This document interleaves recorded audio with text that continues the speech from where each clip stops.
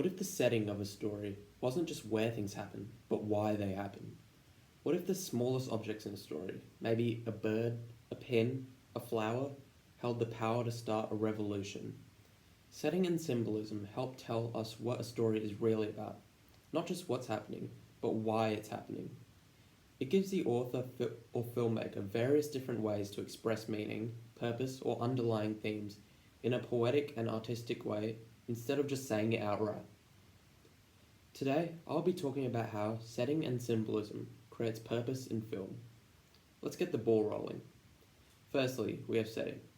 Setting can simply be defined as the place or type of surrounding where something is positioned or where an event takes place.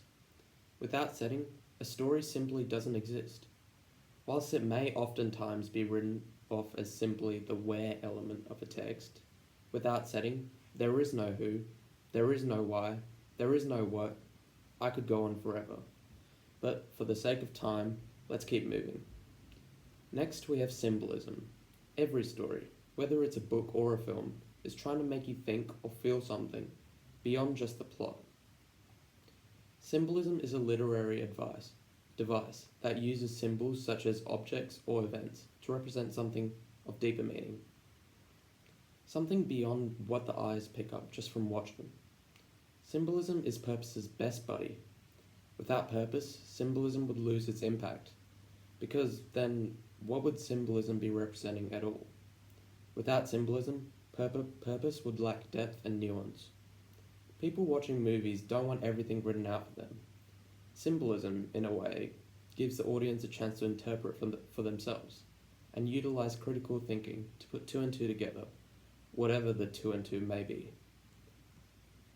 Let's take a look at an example of how setting is used to create purpose. The Hunger Games is a dystopian novel where children from the richest to the rags are chosen at random and forced to fight to the death on television for the entertainment of the wealthiest people in the country. The setting in Hunger Games tells us so much about power, control, and inequality without verbalizing it through words. Take the Capitol versus District 12. The Capitol is bright, colourful, high-tech, almost ridiculously over the top. Meanwhile, District 12 is dark, poor, unhygienic, and honestly kind of depressing. That contrast in setting isn't just for cool visuals. It tells the audience how corrupt the system and governing of the country truly is. Through setting, we can see how the rich live in luxury while a large portion of the country barely scrapes by. Establishing the harsh contrast in setting is not only important for the progression of the story and the spark of the rebellion that would soon follow, but to also act as a critique to real-world systems and serve as a warning about inequality, greed, desensitization to suffering going on in the world today. Now, let's take a look at an example of how symbolism in the Hunger Games is used, again, to create purpose. Probably the biggest symbol in the Hunger Games is the Mockingjay. At first, it's just a pin, but by the end, it represents resistance and rebellion against a corrupt government. A nice detail about the Mockingjay is that this particular species of bird wasn't even supposed to exist. It was the result of a failed government experiment. It's perfect.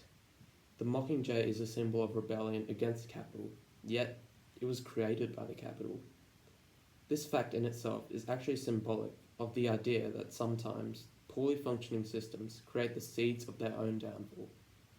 The symbol of the Mockingjay serves a purpose in warning society that no matter how hard and how long authoritarian governments tries to control its people, oppression will always breed rebellion.